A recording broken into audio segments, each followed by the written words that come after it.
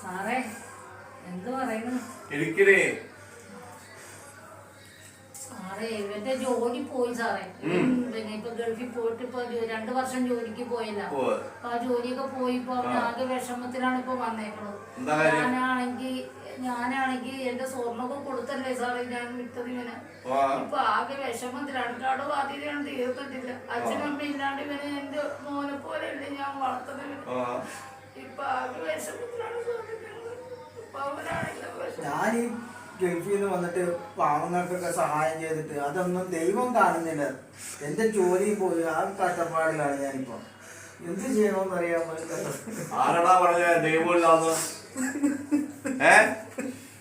ആരാ പറഞ്ഞ നിന്നോട് ദൈവമില്ലാന്ന്? എൻ്റെ ഒരു കൂട്ടുകാരനെ UK ഒരു വിസ ഉണ്ടെന്ന് തന്നിട്ടുണ്ട്. അത് നിനക്കല്ലാണ്ട് ഞാൻ വേറെ ആൾക്ക് കൊടുക്കാനാ. മനസ്സിലായോ? നിന്റെ ജോലി പോയത് ഭാഗ്യം എന്ന് വിചാരിച്ചാ മതി.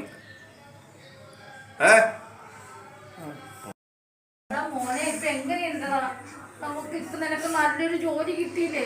ഇപ്പൊ നീ 2 വർഷം കൊണ്ട് നിനക്ക് വല്ല കടവും കിട്ടാൻ പറ്റിയോ? ഒന്നും ചെയ്യാൻ പറ്റിയില്ലല്ലോ. ഇപ്പൊ എല്ലാം നടന്നില്ലടാ മോനെ കട. അപ്പൊ അത് ജോലി പോയത് നിനക്ക് നന്മയ്ക്ക് വേണ്ടിയാടാ കൊച്ച്. ഇപ്പൊ എന്തായാലും സാറായിട്ടൊരു നല്ലൊരു ജോലി നിനക്ക് കിട്ടണില്ലേ? എനിക്കിപ്പോഴാണ് സമാധാനമായത്. സാറിനോട് എങ്ങനെ നന്ദി പറയണമെന്ന് എനിക്കറിയില്ല.